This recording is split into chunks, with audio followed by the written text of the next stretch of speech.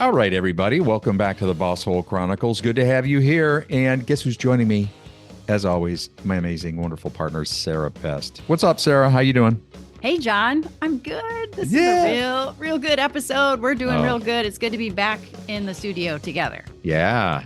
Well, this is, you just seem to be lining up some real powerful guests, Sarah. Subject matter expert episode today. Who's joining us? John, our guest today is the CEO of Abilitie, and he's co-author of a great book called The 12-Week MBA. His name is Bjorn Billhardt. Fascinating guy, fascinating interview. He was born in Germany. He came over as an exchange student. He has a host of amazing credentials, but his passion is really for developing business management and leadership skills. And he's been focused on that for more than 2 decades. He hails from Austin, Texas currently. Abilitie, his company, was started in 2015. But I will say, what I love about our conversation with Bjorn today is making available and practical the insight and the knowledge that managers need to have to lead in today's world. So this idea of an MBA program, it's a 2-year program. Typically, it's quite expensive. It's not easily accessible by most people. And actually, Bjorn talks about the statistics of who gets this kind of education compared to the number of managers there really are and need this education. So the 12-week MBA is, in fact, an affordable, very doable virtual program with a beautiful curriculum that we'll dig into with Bjorn. So what do you say? Let's dig in, John. I say we go. Let's meet Bjorn. The Boss Hole Chronicles are brought to you by Real Good Ventures, a talent optimization firm helping organizations diagnose their most critical people and execution issues with world-class analytics. Make sure to check out all the resources in the show notes and be sure to follow us and share your feedback. Enjoy today's episode. Bjorn, welcome to the Boss Hole Chronicles. It is delightful to have you here today. Grateful to be here. Thank you. We came across you and your work, compliments of Mike Zani, who's the CEO of the Predictive Index and a classmate of yours, a business school classmate of yours and a friend. But he posted about your work, in particular, a book called The 12-Week MBA. We'll get to that part in a minute. I think first our listeners would love to know a little bit about you and your story and how you arrived at developing such a passion for people and leader development. Wonderful. Yeah. Well, first of all, thank you so much for having me on the podcast. And Mike's a great friend and just a fantastic CEO as well. So my story is, I grew up, you may hear a little bit of an accent, and you may also look at my name and know that I'm not from the United States. I grew up in Hamburg, Germany, and I came to Austin, Texas as an exchange student in high school, actually more accurately, Pflugerville, Texas. Spent a year as an exchange student in Pflugerville, and then fell in love with the United States, fell in love with Austin as a city, and decided that I wanted to make a living here. I didn't know exactly back in the day what I was going to do, but I knew I was going to be here. So then I enrolled as an undergrad at the University of Texas in Austin, actually got a liberal arts degree there. Became a consultant for 2 years, and then went to business school. In my second year in business school, I thought I needed to get serious about what I wanted to do with my life. And so I did a few experiments, first with myself, really looking inward and trying to figure out what am I passionate about. And so I had these 3 things that I really was passionate about, I'm still passionate about. And number one is new technologies. I absolutely love working with new technologies. And then the second is education. As part of my consulting, my 2 years in consulting, I had the pleasure to be a teacher in front of a classroom. And that was really the favorite part of my job for those 2 years. And so I realized that teaching and education really is a passion of mine. And then the third passion actually was entertainment. And so I tried to figure out what I can do that's at the intersection of technology, education, and entertainment. At the time that I was thinking about what to do, one of our professors in business school take the entire class into the gym and dumped a bunch of Legos on the floor and then put a stopwatch next to each team and had us build Lego castles using gameplay to illustrate some important concepts of supply chain management and logistics. And I was absolutely hooked with this idea that you can use interactivity and competitive gameplay and simulations to create better educational experiences. That was sort of the start in 2001. After I graduated from business school, I started my first company in the edtech space called Inspire Learning. And we developed interactive simulations for large companies in all sorts of topic areas. And over time, we realized that the areas that when we talked to the business leaders that were in highest demand, that business leaders were like, this is what we really need people to know and do, all centered on some form of leadership education. New manager training was at the top of everyone's list because, as you probably know better than me, ineffective managers are the number one reason why people leave their job. That contributes to highest turnover and all those types of things. So we experimented around with that. I started my first company, had that for 15 years, sold it in 2015, and then started Abilitie as a leadership development company. And I'm sure we'll talk a little bit more about our products. But that's sort of been my journey. And also, obviously, I moved back from Boston, where I had gotten my MBA, back to Austin. I've been growing my two companies here in Austin, Texas, since 2001. Wow, that's fascinating. And I love this idea of entertainment, teaching, and new technology, and bringing those together to create experiential learning in a whole new way. That's powerful. With Abilitie, your entire platform is available to everybody, and you've actually curated content. I want you to tell us how this all happened, but your new book is called The 12-Week MBA, and you also offer this through Abilitie. It's a 12-week course. Mm-hmm. Yeah. It's so give us the lowdown about what was the impetus for making this available and what kind of results are you seeing? Yeah, great question. We did things backward, actually. Most of the books that come out is, when someone decides they're an expert in the field and then they put their thoughts together and write a book. And then after the book comes out, they start to think about, well, can we create a curriculum around it? And can we teach it to people, in a more in-depth way than a book? We actually did it the opposite way. And I think it's really in my mind, the right way to do it.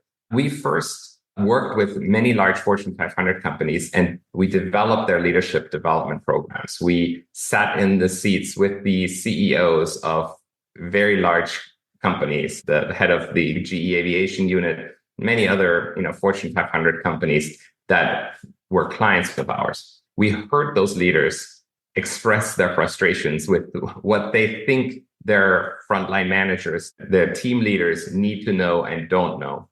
And based on that, we developed the curricula for these companies. Then we consolidated. At some point, we realized that there were some common elements to all of those requests that we got from our clients. And so that's when we started building our intellectual property in creating these meaningful leadership development programs in different areas at first. First, it was kind of separate programs in business acumen, then programs in how to lead and manage people. Then it was programs in effective decision-making.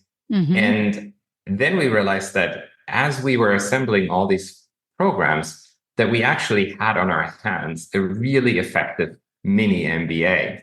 And at that point, we created first the program, the 12-week MBA, refined it over time. And then we said, now let's put what we've learned in a book.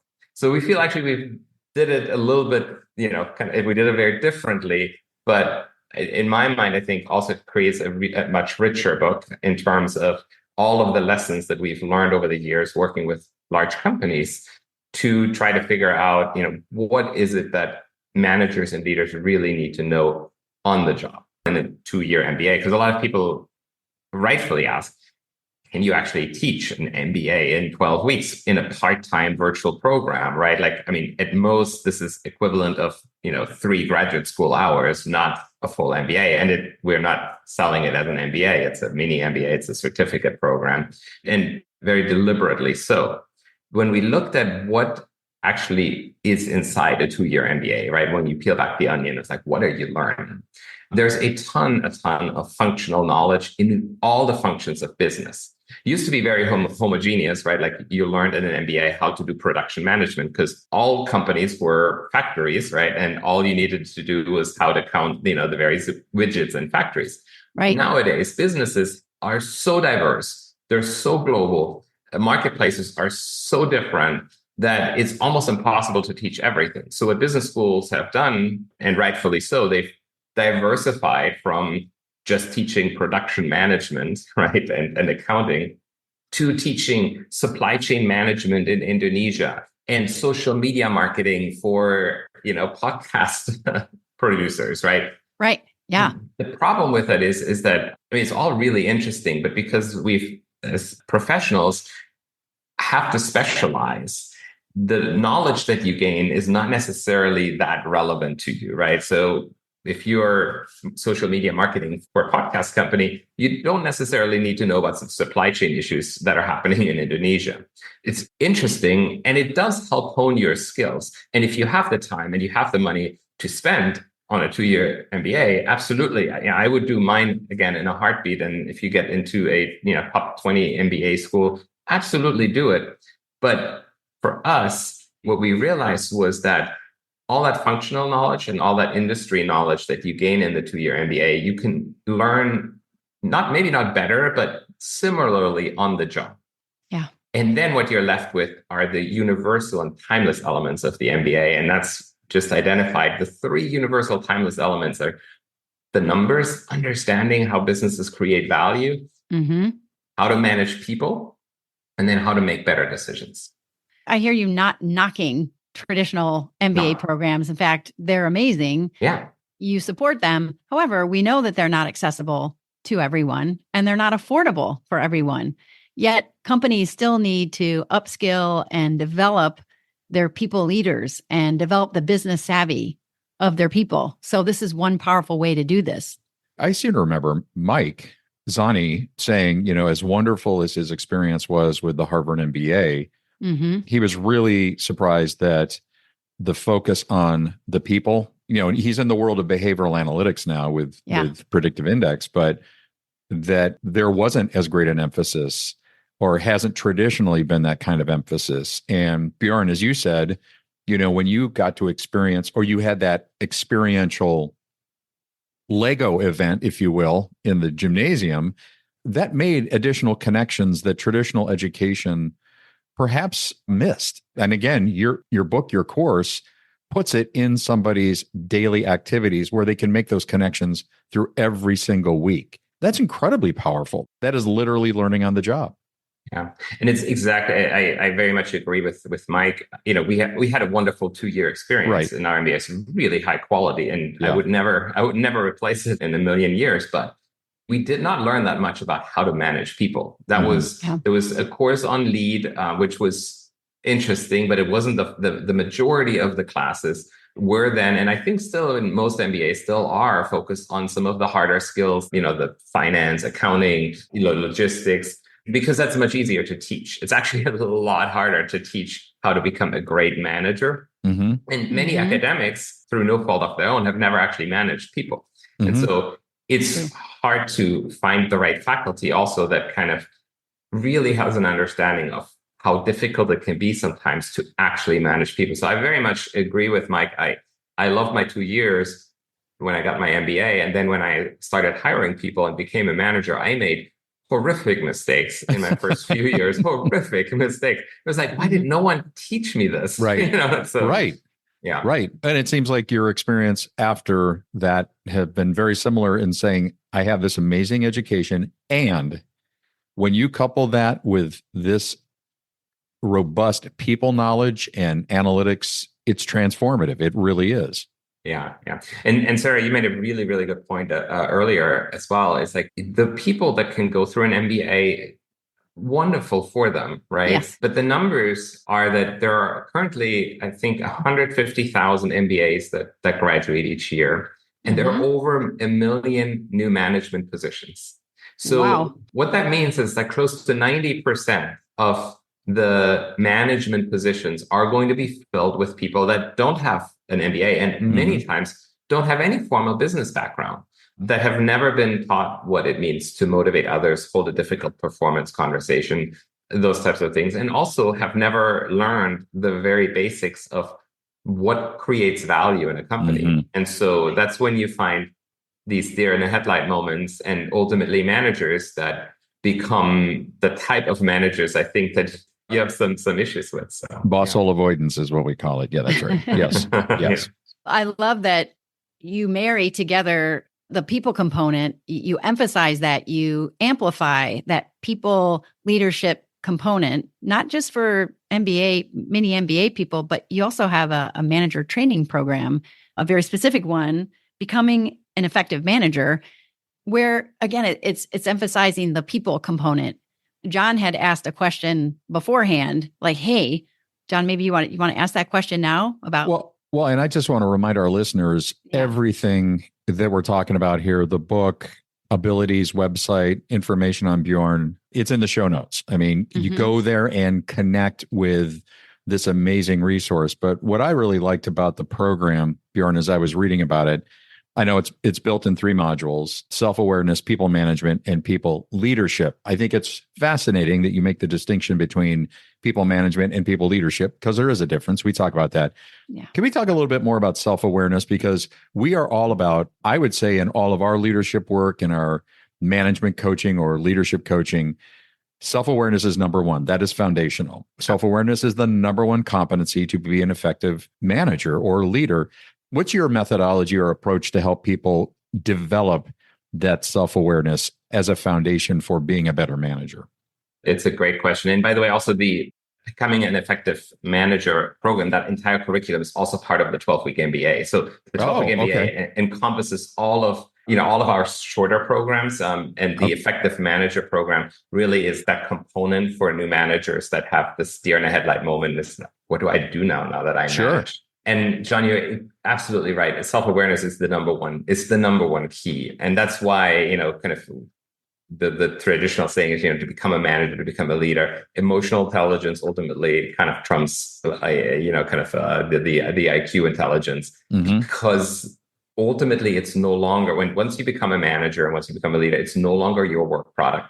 It's all about the work product of the people that work for you, and so you actually lose. One of the things we talk about in the book that I think is really resonated is that you have to come to grips not with the power that you gain when you become a manager, but with all of the power that you lose. Yes. Yes. Oh, and that's so good. I think that's a concept that's really strange to people, right? That are new to management, is that all of a sudden they have lost all this power, right? Previously, as an individual contributor, it was your work product. And you could control the quality. You were in charge. And when you're a manager and you think that you can apply the same things, you become that manager that people hate to work for. You become the micromanager. You become the manager that ultimately isn't getting the job done. And so self-awareness is at the key of understanding how you're being perceived by others, so that you can effectively communicate with them, because you're no longer going to be able to rely on your work product. You still have to rely on your judgment. That will never go away. And you still have to judge, but you can no longer work as a manager. And self-awareness is key. So we use, we actually, for our clients, we're agnostic to different tools of creating that self-awareness. I know Mike's predictive index is actually an amazing tool, often used in the hiring process. So like plugging the predictive index is really, really great. We typically work with our large Fortune 500 clients to figure out what the right tool is for them, because a lot of times, people already have, the Myers-Briggs or the DISC kind of tool. But what we do then is we connect the dots between what someone's personality style is, because that's not enough. Like what someone's personality style is to, now what does that mean in terms of how you show up as a manager? And even more important, one of the big mistakes, we talk about this in the book quite a bit, is that what you think when you become a manager is that everyone that works on your team is motivated by the same things that you're motivated by. And that is patently false. And that's where so much friction starts to happen when you're like, well, but wouldn't they be motivated by what motivated me? Now you're trying to figure out, well, why are they not that motivated? And you're not understanding that they're motivated by different things. So self-awareness of your own, your strengths and weaknesses, but also your personality style, and then self-awareness of the strengths and weaknesses and the personality style. And most importantly, the motivations of everyone on your team is the basic building block that we talk about in our Effective Manager program. I think it's interesting. For the last couple of years, Bjorn, a lot of our speaking engagements around the country have been, the topic or a theme that was very popular was reinventing the manager. because we believe, and COVID just helped to codify it, I think, that it is long overdue for a different management approach. Principles and practices aside, there's a disposition that we believe today's manager needs to have to developing other people. Because as you said, it's the control or the power that you lose, and you now become the guide. You're no longer the hero. We did an episode a couple of years ago, The Hero and the Guide, talking about the hero was Luke Skywalker. The guide was Obi-Wan or Yoda. Sorry to use the Star Wars, but you know what I mean? You're no longer the hero. You are the guide. And we believe that takes a different type of person, especially with the different type of workplace. I mean, that reinventing the manager has now shifted to reinventing the workplace. You've been in business long enough. How are you seeing this transformation, or how the role of manager has evolved to what the workforce needs now? Yeah, I absolutely love that analogy. And I absolutely love how you're framing this idea of why being a manager is so different than being an individual contributor. What we've seen in the last 24 years now that we've talked with executives, but actually, honestly, even more so and far more pronounced since the pandemic, is, executives talk about this enormous skills gap in all these areas. Right. The skills gap between being an individual contributor and being a manager consistently has come up as the biggest skills gap that needs to be filled by learning and development programs. And that's kind of consistently what we've heard from executives. It's like the difference between being good at your job as an individual contributor and being good managing others, that skills gap is enormous. And, again, MBAs can't fill it on their own.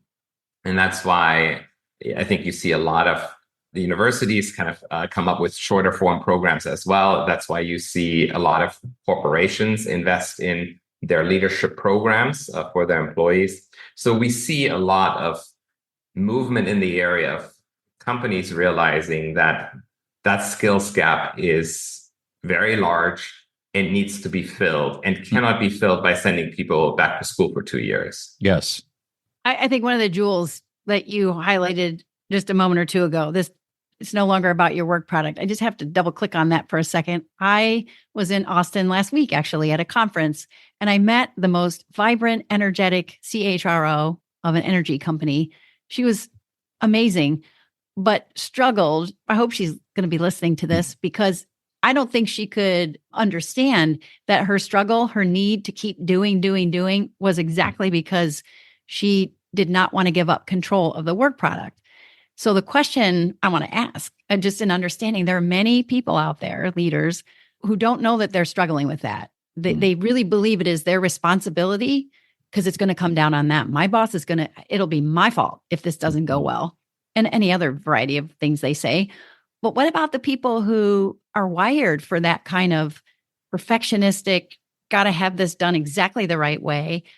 Are they coachable? Can we develop their capabilities in giving away the power and better understanding how to elevate others?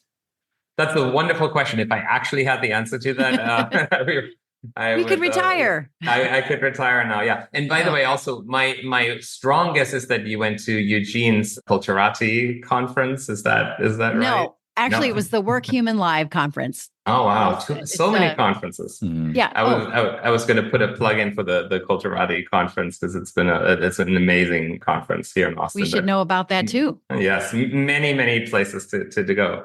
It's a really good question. Yeah. Is there hope? Well, and I think I think there is. This is not an either or, it's a sliding scale, right? And they're gradients, right? And I think it's incumbent on the leaders of each company to make people understand that what being a manager means, and that it means something different than just being exceptional at your job and perfectionist at it, right? And I think that is the leader. That is actually, management leadership. We talked about this a second ago, and fill a whole nother podcast on what the difference is. But I think the leaders in a company do set that tone, and if that tone is set, then I think there are people that can be coached to understand the importance of giving effective feedback. And with effective feedback, I always say, I don't need nice feedback. Effective feedback is both kind, but also clear.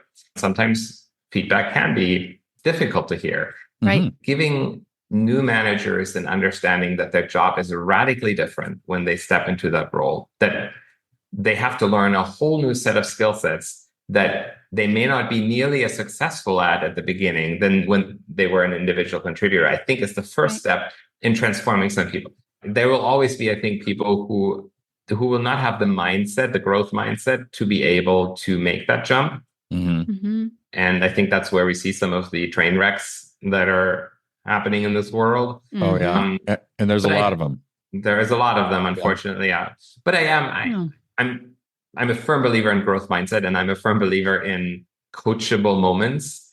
And I do think I'm in training and development, so I'm believing in the power of training and development to transform, not everyone, but enough people to make the world a better place. Well, and if I can dovetail on that I think that's when we have clients who the executive leadership, they have a growth mindset and realizing that even though they came up through more of a command and control management methodology or philosophy, realizing that we talk about command and control versus trust and autonomy. And it's a continuum, but people that are rooted in the command and control, oftentimes managers find themselves in the boss hole zone because they don't understand, how do I develop people and give them the autonomy and trust that I have equipped them and trained them to do the work that they need to do. When that mindset changes, organizations transform. You've seen it. You've seen it in your clients. We've seen it at ours. That's exciting. And that's the kind of stuff we love to do. If I could add one more thing, no discussion these days is complete without mentioning AI. I had it on my list. Good. Go there. Yeah. So there are all sorts of problems and, doomsday scenarios in AI, but there's actually one really interesting component where AI may actually be incredibly helpful in this transition for people from individual contributor to manager. And I'll give you the example of what we're doing right now. Previously, you were able to kind of test IQ with a bunch of multiple choice questions. It was really, really hard to actually get to understanding how someone would act and interact with others. Even in an interview, a lot of the ultimate tendencies that people tend to show as managers can be hidden, right? And so you find out. And so there was no way to really either test or assess, but also no way to really train people in an effective way on these softer skills. And I will say the experiment, so in our Becoming an Effective Manager program now, we have embedded AI characters in our simulated scenarios. And it's still early stage, but it is phenomenal what we see in terms of the ability for people to interact with a fictitious AI-driven character, but being able to dissect a conversation and dissect where a conversation may have gone off the rails, where it may have gone wrong, and then have kind of humans ultimately evaluate that interaction with an AI character that gives you responses. We've seen enormously promising, very early stage, but enormously promising results in terms of the ability for people to hone their skills at that human interaction. It's really ironic because there's all sorts of stuff you can say about AI, and how it's dehumanizing things, but here is actually someone helping. I love that story. That's powerful. AI actually, Bjorn, was on my list. I knew there would be an interface for you. I knew there'd be savvy around your education program and the use of AI. So thank you for highlighting that. What's next for you? What's on the horizon? That's a great question. So we have mainly worked with Fortune 500 companies. And, if you go to our website, you see a roster of all these very large impressive companies. List. Yes. So which is, and I'm really proud of that. I go ultimately into my grave, and I'm sure this will be recorded by some AI bot, and this quote will come back to me. If I ultimately go into my grave and having helped mostly Fortune 500 companies, I think I will have missed an opportunity to truly have an impact on this world. And so some of the things that are happening on our programs that I'm personally most excited about, we make no money on them right now, and I don't know if we'll ever will, but we have some people joining us from the African continent, which is a continent that is very much in motion and very much a continent that is starting to wake up to their global potential. Yes. And those people have difficult internet connections, difficult times connecting at times. And yet they are so hungry for knowledge, so ready to learn, so willing to do whatever it takes, so willing to, ultimately our program, it's under $2,000, which is, Yes. really not expensive for you in the US, but it is expensive when you live in rural Africa. But we have literally people, put together some significant savings to participate. And we do give out scholarships as well in those areas. That's been, in my mind, while it's been a very small part of our business, the thing that if I can spend the next 10 years creating leaders and managers, not just here in the US, but around the world, from people, that actually is, to your earlier point, is like, can all people learn to become managers? The answer is probably, there's probably a limit to the number of great managers there are. Yep. In my mind, many of the people that could be great managers don't even know that they could be effective in business. And if the 12-week MBA can get some of those people that may have never taken a business course, that may have never thought of themselves as a leader, if they could, if that book, if the program that we run can inspire some of these people to say, well, maybe I am not that bad at it because I understand people. I, listen to others. I have some of the qualities that actually make for a good manager. If we can make a dent by inspiring some folks that may not have ever thought of becoming a manager, I do think we will have made the world a better place. That's awesome. I agree. I think that's a powerful note to end on. And it is possible. Yes, we can. Yes, you are. You are doing that. So continue your great work.